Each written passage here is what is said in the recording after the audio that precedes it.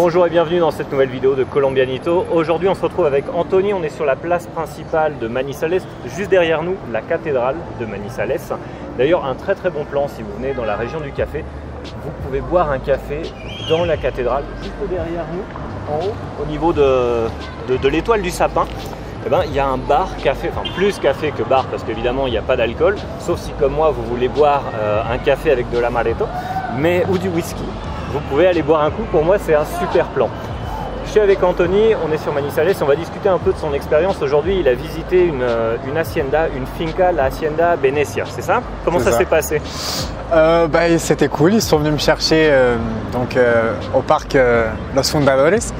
Et de là, on est allé jusqu'à la finca et ils nous ont montré le processus de production du café. Et c'était assez cool. Ouais.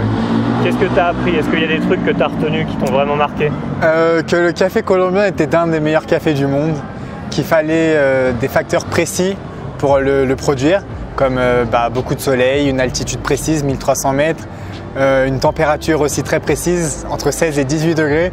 Enfin, qu'il y avait énormément de variétés de café, que ça soit arabica, mocha, enfin, j'ai pas tout suivi, mais il y en avait beaucoup. Et que c'était compliqué à produire au moins 1 kg de café, mais que c'était vendu à coup de lance-pierre. D'accord, donc en fait, c'est pas super rentable pour les Colombiens. On va dire qu'ils nous ont expliqué que 1 kg de café équivalait à 2000 pesos, donc moins d'1 €. Et donc pour un producteur, pour être rentable, il faut en vendre beaucoup. Donc c'est pour ça qu'il y a beaucoup d'hectares Il y a plus d'1 million d'hectares de finca ici en Colombie. Ok. Tu me disais que le tour, ça t'est revenu à environ 120 000 pesos, c'est ça? Ouais, 120 000 On est venu chercher Parque de los Fundadores. Parque de los Fundadores. Tu as eu avec ça ton repas, on t'a emmené à la finca, tu as fait le tour. Ouais, le coffee tour. Tu as goûté plusieurs types de café? Ouais, plusieurs types de café. Bon, je différenciais pas tous les types de café parce que je suis pas un grand amateur de café, mais ouais, c'était pas trop mal. J'ai goûté au moins 6 variétés de café et c'était sympa.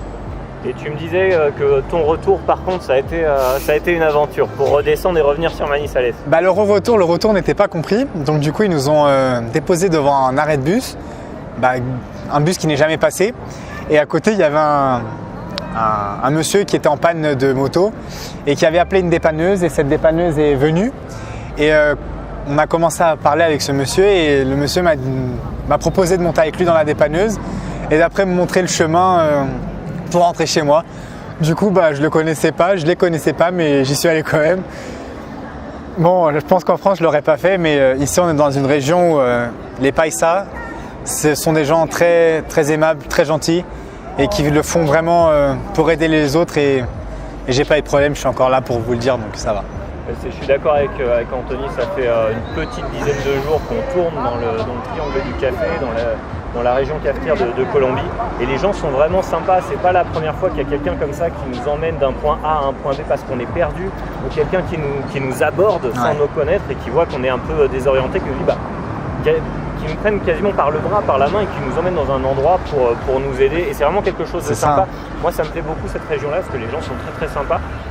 Et d'ailleurs, la nuit dernière, on a dormi chez quelqu'un qu'on connaît à peine, qu'on a rencontré, qui nous a donné les clés de chez lui. Et on a dormi gratuitement, on s'est fait des nouveaux amis. Et ça, c'est quelque chose, je pense. Moi, j'ai la sensation qu'en Europe, ça ne nous arriverait pas. Non. Il y a peut-être quelques personnes qui le feraient, mais c'est pas la majorité, alors qu'ici... Ici, tout à l'heure, je n'ai rien demandé à ce monsieur qui avait une panne de moto et c'est de lui-même qui m'a proposé de monter avec lui dans la dépanneuse.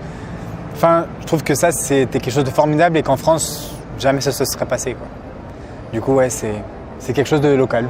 Ouais. Écoutez, je pense que vous l'avez compris, nous on a beaucoup aimé la région du café, Manizales, on trouve que les gens sont sympas. Ouais, si vous avez des questions, n'hésitez pas à les poster en commentaire en dessous de cette vidéo. Si vous avez des doutes, si vous voulez savoir combien ça nous a coûté, etc. Je vais rajouter quelques infos juste en dessous de la vidéo. Je vais aussi écrire un article et je vais vous laisser le lien pour savoir exactement ce qu'on a fait comme tour, comment on s'est débrouillé, combien ça nous a coûté, etc.